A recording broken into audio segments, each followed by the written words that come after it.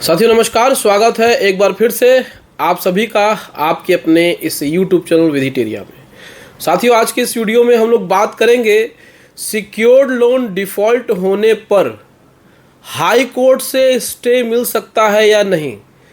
Secured loan यानी कि आपने अपनी प्रॉपर्टी मॉर्गेज रख के आपने कोई लोन लिया है और आपने उस लोन में डिफ़ॉल्ट कर दिया है, तो क्या इसमें आपको हाई कोर्ट से राहत मिल सकती है या नहीं।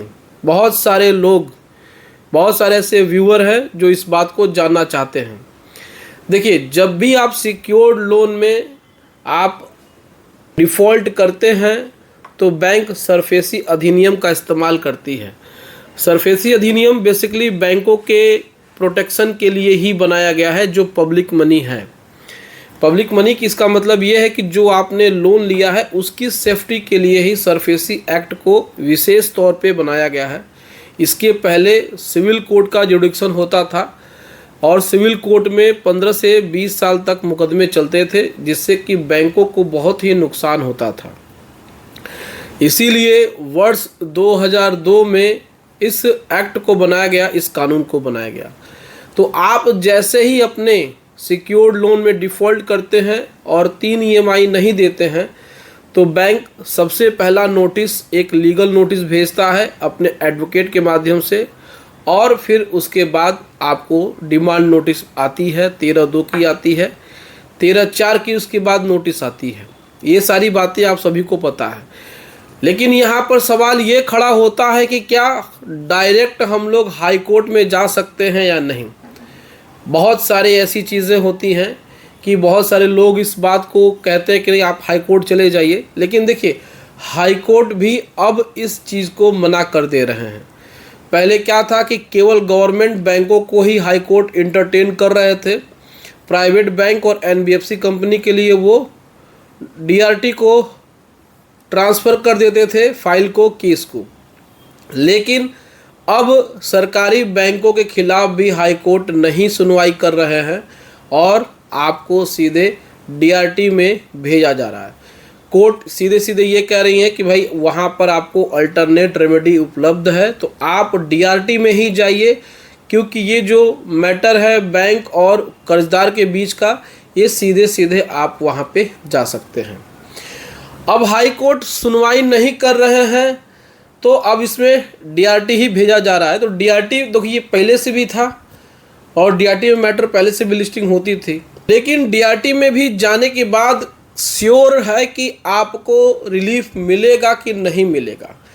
तो इस पर भी एक क्लैरिफिकेशन ये है, इस पर भी एक बात ये बनती है कि देखिए आपके पास अगर पैसा है, अगर आप लड़ सकते हैं तभी आप DRT जा सकते हैं। अगर आपके पास पैसा बिल्कुल भी नहीं है तो आपको वहाँ पर कोई भी रिलीफ नहीं मिलेगा। जैसे ही आप सेक्शन 17 में ऐसे फाइल करते हैं और आप उनसे रिलीफ चाहते हैं कि हमारे घर पे फिजिकल पोजीशन न हो, तो फिर आपको अपने लोन अमाउंट का 25% वहाँ पे देना होगा।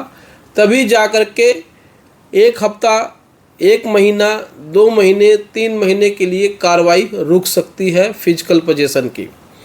लेकिन यहाँ पर सबसे बड़ा प्रश्न ये है कि अगर 25% भी पैसा आपके पास नहीं है लोन अमाउंट का, तो आपको दिक्कत हो सकती है।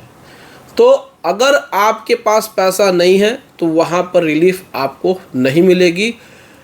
DRT भी बैंक को डायरेक्शन कर सकती है, ऑर्डर दे सकती है कि आप प्रॉपर्टी को नीलाम कर सकते हैं। तो यहाँ पर आपको थोड़ा सा समझना होगा, आपको जानना होगा इन चीज़ों को कि अगर आपके पास बैकअप है, अगर आपके पास पैसा है, तो आप उसमें 25% दे करके आप स्टे ले सकते हैं। लेकिन यहाँ भी एक चीज़ समझने की ज़रूरत है, क्या 25% देने के बाद आपको रिलीफ मिल जाएगी। देखिए 25% जो लोन अमाउंट में का आप जमा करेंगे आपको स्टे मिलेगा, वो भी कंडीशनल स्टे मिलता है, वो भी 1 महीने से 2 महीने के लिए राहत होती है। 1 से 2 महीने के भीतर अगर आप उस आउटस्टैंडिंग का जो बाकी का 75% है, अगर उसकी आप व्यवस्था नहीं कर पाते हैं तो वो भी आपका 25% बैंक के पास तो ऑलरेडी चला गया है, तो वो भी कोई काम का नहीं होगा।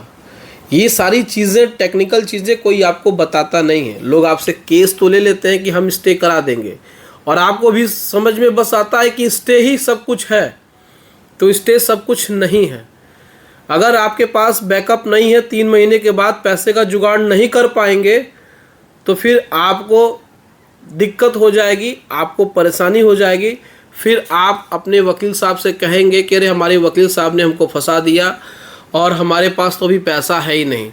तो फिर मान के चलिए कि 25% पैसा भी आपका वेस्ट चला जाएगा, और फिर बैंक फिजिकल पोजीशन ले लेगा और उसके बाद फिर वो ऑक्शन कर देगा। ये बहुत ही कड़वी सच्चाई है। इसको आप जितना जल्दी समझ सकते हैं उतना जल्दी समझ लीजिए, एक्सेप्ट कर लीजिए। होता यही है, लोग आपसे फाइल लेने के लिए, आपका केस लेने के लिए आपको कह देंगे कि हम स्टे दिला देंगे, कोई दिक्कत नहीं होगी, बैंक पोजीशन नहीं ले पाएगा। आपसे 25% पैसा सबमिट भी करा देंगे, डिपॉजिट भी करा देंगे डीआरटी में, लेकिन उसमें जो ऑर्डर आएगा उसमें लिख करके आएगा कि ये जो है वो अगली सुनवाई यानी 3 महीने तक आपके खिलाफ कोई भी एक्शन नहीं लिया जाएगा, लेकिन उसमें जो रिमेनिंग अमाउंट है उसको फिर आपको देना पड़ेगा। क्यों? क्योंकि उस पब्लिक मनी को सेव करने के लिए, प्रोटेक्ट करने की जो जिम्मेदारी है वो डीआरटी कोर्ट पे निर्भर करती है। इसीलिए हाई कोर्ट इस मैटर को डायरेक्टली इंटरटेन नहीं करते हैं। तो आपको अगर डीआरटी में जाना भी होगा तो इन सारी बातों को समझना बहुत ज़्यादा ज़रूरी है। अगर आप नहीं समझेंगे इन चीज़ों को तो आपको बाद में बहुत सारी प्रॉब्लम हो जाएगी। एक तो आप डीआरटी में 25% अपना डिपॉजिट भी कर देंगे, एडवोकेट की फ़ीस भी देंगे, कोर्ट फीस भी दे देंगे, और भी मिसलेनियस खर्चे होते हैं वो भी आपको बियर करने पड़ेंगे। लेकिन यहाँ पर आपको उतनी राहत नहीं मिलेगी जो सोच करके आप जा रहे हैं। देखिए, ये वीडियो उन लोग के लिए है जो इस कन्फ्यूज़न में है कि केवल डीआरटी मात्र जाने से ही हमको रिलीफ मिल जाएगा, अगर हमारे पास पैसा नहीं है तो भी हमें रिलीफ मिल जाएगा। तो ऐसा आपके मन में जो प्रश्न था उसका हमने आपको उत्तर दे दिया। बाकी अगर किसी और प्रकार की कोई समस्या है तो आप हमें कमेंट सेक्शन में कमेंट करके हमसे पूछ सकते हैं। दोस्तों, अगर आपको किसी प्रकार से लीगल एडवाइस की ज़रूरत है, लीगल सर्विस की ज़रूरत है, किसी प्रकार से लोन संबंधित अगर आपको जानकारी चाहिए तो हमारा स्क्रीन पे व्हाट्सएप नंबर दिया हुआ है, आप हमसे व्हाट्सएप पे कांटेक्ट कर सकते हैं और लीगल एडवाइस ले सकते हैं। चलिए मिलते हैं नेक्स्ट वीडियो में। Thank you so much. जय हिंद दोस्तों।